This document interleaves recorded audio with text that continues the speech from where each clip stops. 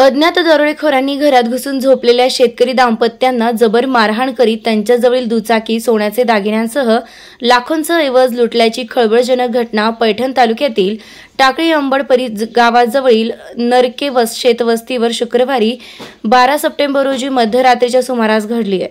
दरम्यान दरोडेखोरांनी केलेल्या मारहाणीत शेतकरी दाम्पत्य गंभीर जखमी झालं असून त्यांच्या जबड्यांना जबर दुखापत झाल्यानं ते घटनास्थळी बेशुद्ध पडले होते.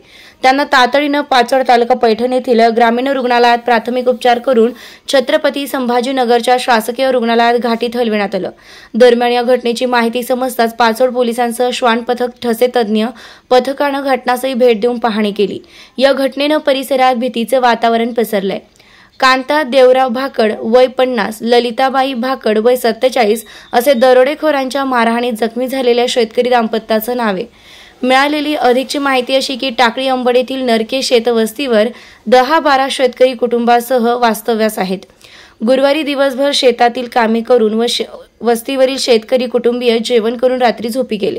दरम्यान मध्यरात्री 3 अज्ञात दरोडेखोरांनी घरात घुसून प्रवेश करत त्यावेळी झोपेत असणारे कांता देवराव भाकड यांना जाग येताच दरोडेखोरांनी काही कळायच्या आतच या इसमाला व त्यांच्या पत्नीला ललिताबाई या दाम्पत्याला जबर मारहाण करून एक दुचाकी, सोन्याचे दागिने असा जवळपास लाखोंचा ऐवज लुटून दरोडेखोर अंधारात पसार झाले. परंतु लाकडांच्या दांडक्याने शेतकरी दाम्पत्य कांता भाकड व ललिताबाई भाकड यांच्या तोंडाच्या जबड्यांना दरोडेखोरांच्या मारहाणीत जबर मार लागल्यानं दोन्ही पती पत्नी बेशुद्ध अवस्थेत निपचित पडल्याचं दिसून आलं. पहाटे शेजारच्यांना या घटनेची माहिती कळताच त्यांनी पोलिसांना याची कल्पना दिली. यावेळी पाचोड पोलीस ठाण्याचे सहाय्यक पोलीस निरीक्षक सचिन पंडित सहकार्यांसह घटनास्थळी दाखल होत पाहणी केली.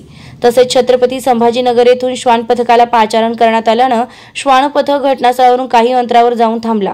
तसेच ठसे तज्ञ घटनास्थळाची पाहणी केली. पाचोड पोलीस ठाण्यात या घटनेचा गुन्हा दाखल करण्यात आला असून आरोपींचा शोध घेण्यासाठी विशेष पथकांची नियुक्ती करण्यात आली आहे. या घटनेमुळे परिसरात भीतीचं वातावरण असून नागरिकांना कोणतीही संशयास्पद हालचाल दिसताच त्वरित पोलिसांना कळविण्याचं आवाहन पोलिसांकडून करण्यात आलंय. ब्युरो चीफ अनिस कुरेशी, बुलंद आवाज, पाचोड.